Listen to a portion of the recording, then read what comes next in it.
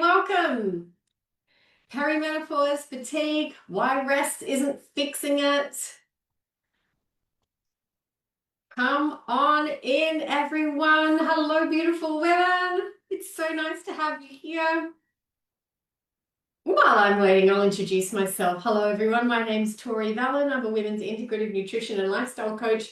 I'm also a functional weight loss specialist. I'm coming to you live right now inside our fabulous little group, Radiant Health for Women 40 Plus. A quick heads up while I'm waiting for more people to join us. And the quick heads up is this: the doors to my 6-month signature program, the Radiant Health Reset, the program that changes women's lives. The doors actually open tomorrow. And so I wanted to let you know.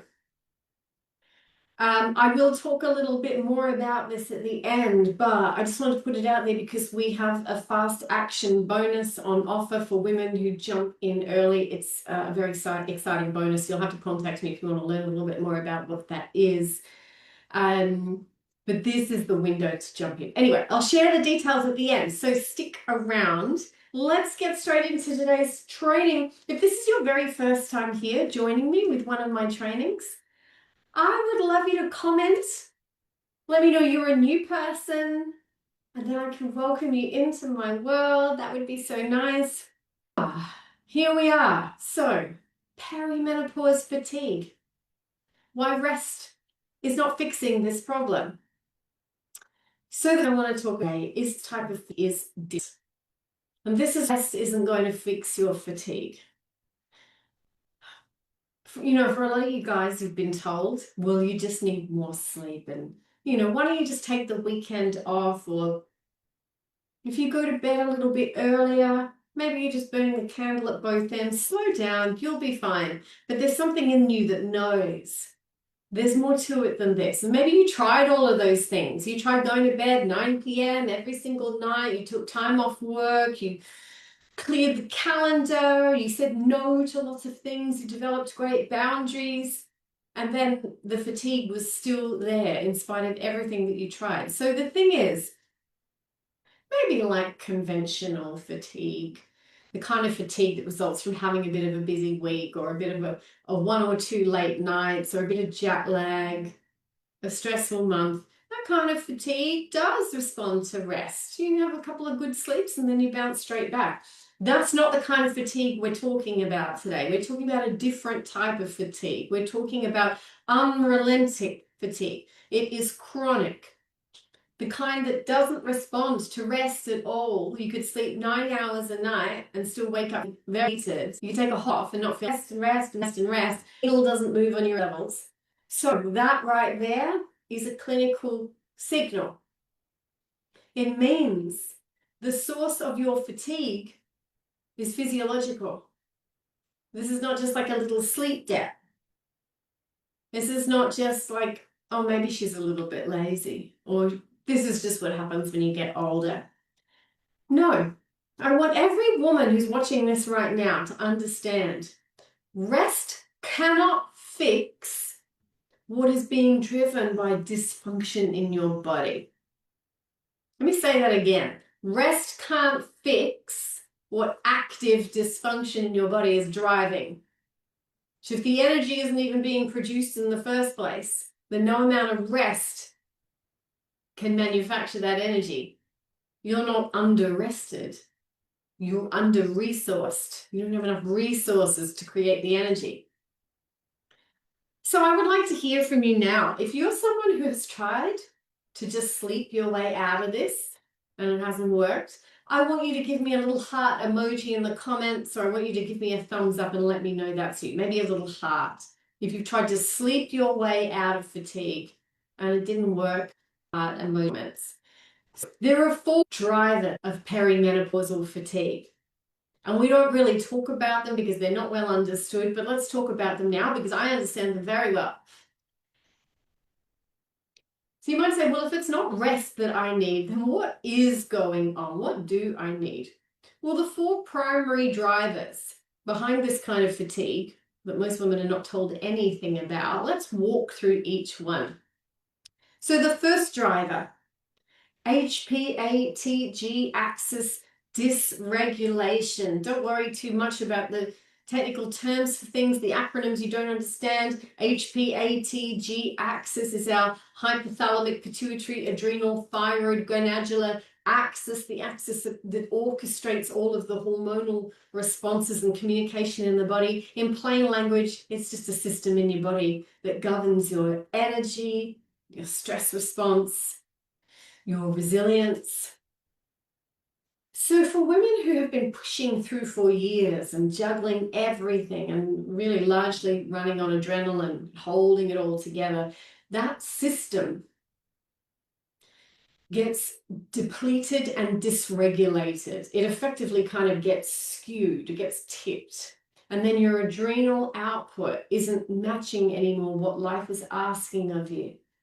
And the result for women is this kind of bone deep fatigue, and it doesn't matter if you go on a holiday, it requires a lot more than that to actually get well. So that's one, HPATG axis dysregulation, I'm going to call it. Driver number two, and some people label that one adrenal fatigue, but to me that's not a very clinical term, and it doesn't really. Jenny's here. Hi, Jenny. Adrenal fatigue is not a very accurate term. It makes women feel a little bit like the adrenal glands just, run out of cortisol. That isn't actually what happens. So I'm going to call it HPATG axis dysfunction because it's accurate. And I don't like inaccurate terms. So driver number two, mitochondrial dysfunction in the cell.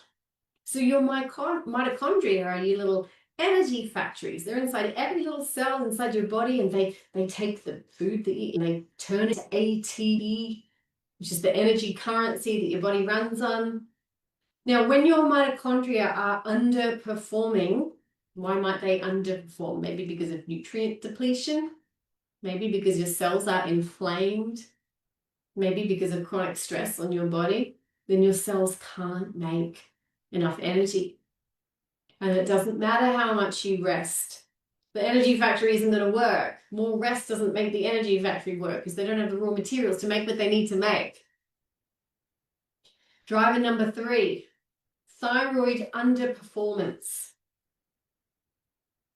So what I'm talking about here is when the body takes T4 and tries to convert it into free T3. T4 is our storage form of thyroid hormone. Free T3 is our active form, the one that actually drives metabolism and energy. And your body has to convert them. It has to take T4 and make free T3, but the conversion can fail. And our standard panels to test for thyroid health and function miss this. And then women are told there's nothing wrong with your thyroid, but meanwhile their cells are really starving for thyroid hormone.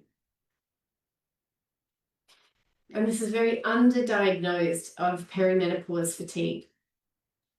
All right, driver number four is blood sugar dysregulation. This is probably the number one cause of fatigue that I see in women. Women who start to crash in the afternoon, they have to have a nap. Super, super common when women first come to me. I have to nap every single afternoon. They get a bit of a slump. They rely on caffeine potentially in the morning, and they might reach for caffeine again in the early afternoon just to get to the school pickup or just to get through their work day. Often they need something sweet after dinner as well. So these aren't tiredness symptoms. This is dysregulated blood sugar symptoms. Blood sugar's on a little bit of a roller coaster here. It's going high, it's going low. Every time it goes on a low, it takes your energy down with it. So I just named four drivers. Again, HPATG axis dysfunction. Some people might call that adrenal insufficiency, might call it adrenal fatigue. I don't call it that. HPATG axis dysregulation. Number two, problems in the mitochondria, mitochondrial dysfunction. Number three, underperforming thyroid, underactive thyroid. Number four, blood sugar dysregulation. So those four drivers are often operating underneath your fatigue. None of those are going to be fixed with more sleep or a holiday. And also, they're not easily identified just with the standard types of tests that we can get through our GPs. We need something that goes a little deeper. And And none of those things get addressed by any of the mainstream advice that's given to women. If you think any of those could be you, if you think it's possible one of those might be what's driving your perimenopausal fatigue, could you give me a little thumbs up in the comments right now? If I see a thumbs up, then I'll know. You might even tell me which one. Tell me, do you think it might be this kind of adrenal insufficiency, this HPATG axis dysfunction, or do you think it could be mitochondrial dysfunction? Do you think it could be underactive thyroid, or do you think it could be dysregulated blood sugars? If you know a little bit about yourself, you know a little bit about what might be causing some of your fatigue, then let me know in the comments. I'd love to know. Truthfully, it's rarely just one of those things. It's usually a combination. But if you think you know a little bit about one of those for you, then let me know in the comments. I'd love to know. All right, so what of these things, what is secretly making your fatigue worse? Now we understand there are 4 drivers. What are we doing that makes it all worse? Here's the things that women don't realize. And this frustrates me, actually. We don't have access to good information. Women, the advice we give women in perimenopause is shocking. Because often we tell them to do things. Those things are the exact things that are making this all worse. Let me show you what I mean. So, number 1, women undereat. So many women are trying to lose weight or be healthy by intermittent fasting, doing a fucking juice cleanse. Oh my God. Or they skip breakfast every day. They just have a teeny tiny lunch. And they call that being good, and they say things like, well, human beings weren't meant to eat too much. You know, human beings do better when they fast. Yeah? Really? Which human beings? I would really like to talk about the science behind that with you.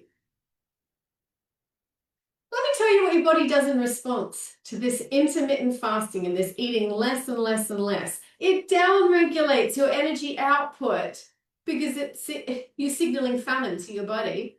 It's like, oh, there's not a lot of fuel coming in. I got to really put the brakes on your energy. If you eat less, your body makes less energy available. You're going to feel more tired. You're going to move less. Your metabolism's going to slow down.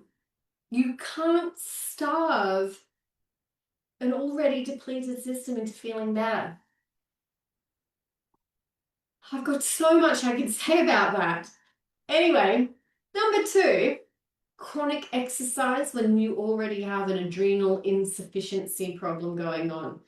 Women hammering themselves at the gym too much, doing a boot camp or going for a run, smashing themselves when they've already got dysfunction in the HPATG axis. That sort of workout at the gym, that kind of exercise is not making you healthier. It's going to drive even more chronically elevated cortisol, even more stress on the mitochondria. You're taking out even more from a system that's already struggling under the load. It's really interesting. Sometimes the women who are doing the most exercise come to me and they're the most exhausted, and I'm like, darling, I think we're gonna have to cut back here. And they're like, no, because if I don't do that, I'm gonna feel like a big fat whale. All right, but something's got to change because you're further depleting a body that's begging to be replenished. What else is making it worse? Well, caffeine dependency is making this all so much worse. I am not anti-coffee. Am I anti-coffee? Maybe I am. I'm anti using coffee as a crutch. There you go. That's probably a good way to put it. I'm anti using coffee as a crutch. If a woman needs 2 coffees to function, 3 coffees to function, if she can't think or even talk to anyone before her first cup, then we've got a problem that we need to address. Or if women are, getting towards the afternoon and they're reaching for a coffee just to get through the day, they're borrowing energy from tomorrow. It's like going into deficit with your bank balance. You're borrowing from a system that's already overdrawn. Caffeine doesn't create energy. That's not real energy. What it does is it forces your body to release hormones that mimic energy in your body, but you always have to pay the bill later. Usually is worse fatigue tomorrow. This is a merry-go-round you just got to get off if you want to heal from this. Okay, what else makes it worse? Shitty sleep quality, right? So not just getting more, but not having good quality of restorative sleep. And this one's so important. It's not about how many hours you spend in bed. It's about the architecture of your sleep. Are you reaching deep sleep? Are you cycling through REM properly? Because that's where all the repair happens. If you don't sleep, you don't heal. That's where hormonal restoration happens while we're sleeping. So women could be doing 8 or 9 hours, but only getting 4 hours of truly restorative sleep. So when you listen to conventional advice and they say just rest more and then do more cardio and eat a little bit less and drink coffee to push through, it's great for you. All those antioxidants and polyphenols. Oh my God. You want polyphenols? Eat a fucking bowl of berries. There's your polyphenols. Anyway, we're just layering more and more depletion onto an already depleted body. No wonder women feel like they're losing the plot. Type in the chat for me. Jenny says I'm anti-coffee. I'm just anti-using it as a tool when we just hide dysfunction. I don't want to use anything that hides dysfunction, whether that be coffee or whether that be any other natural supplement, pharmaceutical. I want to look into the root cause. It's just my design. That's just how I work. So I want you to tell me, if you've been getting loads and loads of sleep and you feel tired anyway, please tell me in the chat. I want to know. Just type yes for me if that's you. All right. So let's pull this all together. I want to talk now about nutrient depletion because this is a missing piece and a really important piece of this conversation. You can't out-rest a depleted system. I said that before.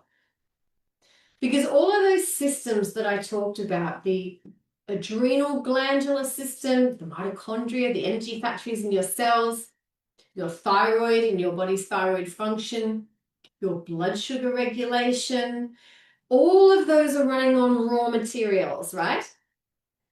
All of those systems require nutrients to function because our body's biochemistry relies on micronutrients. Did you guys realize that? All of our body's biochemistry runs on micronutrients. If you haven't got the micronutrients coming in, then your biochemistry can't run. If you're not going to get them from food, where are you going to get them from? So if you're intermittent fasting every single day, where are you going to get your micronutrients from? There's probably not enough food going in. And at this stage of life, women are already really running on empty. So let's just cover a couple of the common nutrient insufficiencies that we see in iron and ferritin. See it all the time. Check your ferritin levels. Find out why you're so low in iron stores. Is it your heavy periods? If so, fix that. Are you losing somewhere? Have you got a leaky bucket? If so, fix that. Are you not absorbing iron from your diet very well? If so, fix that. Are you not meeting demand in your diet? If so, fix that. B vitamins. B vitamins are critical to your mitochondrial function and to your adrenal function and for methylation. Methylation is a very important little biochemical factory in the body.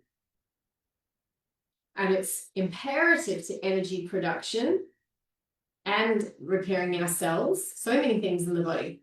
If you don't have enough B vitamins on board, you can't make energy, full stop. That's just how it works. What did I say so far? I said ferritin, iron and ferritin. I said B vitamins, magnesium, because it's involved in over 300, some sources say 600 enzymatic reactions in the body, including the production of ATP. Most women in perimenopause are critically depleted. Vitamin D. Vitamin D directly impacts your energy, but also your immune system, your mood, hormonal health, gut health. It's one of the simplest things in the world to address if anyone actually checks it for you. All right. After listening to all of this, here's what I want you to take with you today. You can't just rest and expect a depleted system to come good.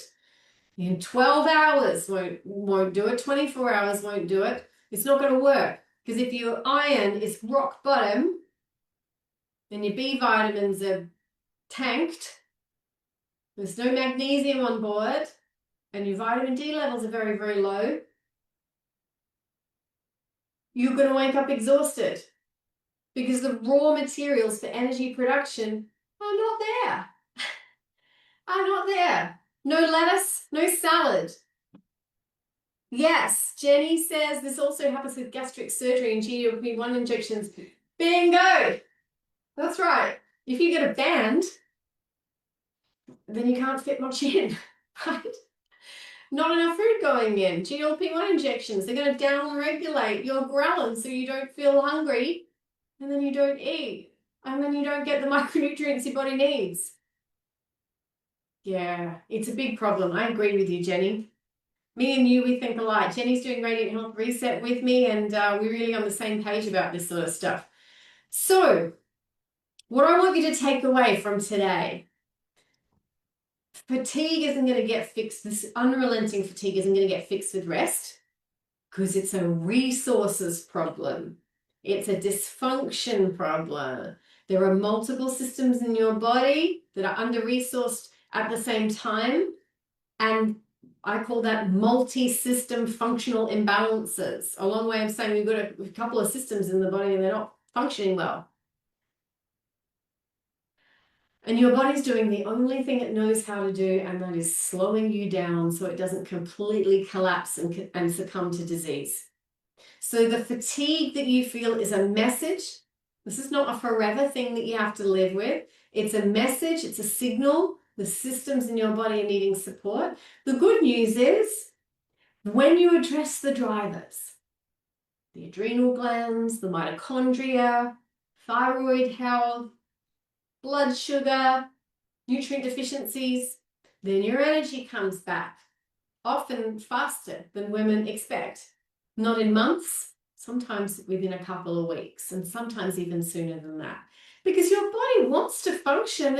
It's on your side. It's your oldest friend. It's been waiting for the resources to do so. And this is exactly what we do in the Radiant Health Reset. I have seen women, oh my gosh, go from being bedridden to having the energy to get through the day and go out at night with their children and take them to Kmart and be the fun mum that they always wanted to be. I have some extraordinary stories of women overcoming fatigue that they were told they'd never be able to overcome because it would just resist any type of treatment. It was chronic and ongoing, and that was just what they had to live with, and none of it was true. So this is exactly what we do inside the Radiant Health Reset. The doors open tomorrow. If you're watching this on replay, I mean May the 6th, 2026. Wednesday, May the 6th, 2026. The doors open for a very short window. There is a fast action bonus on offer only for the women who jump in early. I would not wait around for this one. Last month we sold out and we had a little waiting list. Inside the Radiant Health Reset 6-month program, we address those 4 physiological drivers that I talked about today. We restore the nutrient status so your body can actually make the energy it wants to make. We rebuild the foundations of sleep, stabilize blood sugars, create better stress resilience. We do it in a structured and supported way. It's step by step. You'll never get overwhelmed. You're never guessing what to do next. So if you're ready to stop being tired and ready to understand and provide to your body what it actually needs, I want you to comment radiant below so that me or one of my team can get the information to you about that program. Thank you so much for joining me. I absolutely cannot wait to see you next week. I wish you the most amazing day. Bye now. Bye.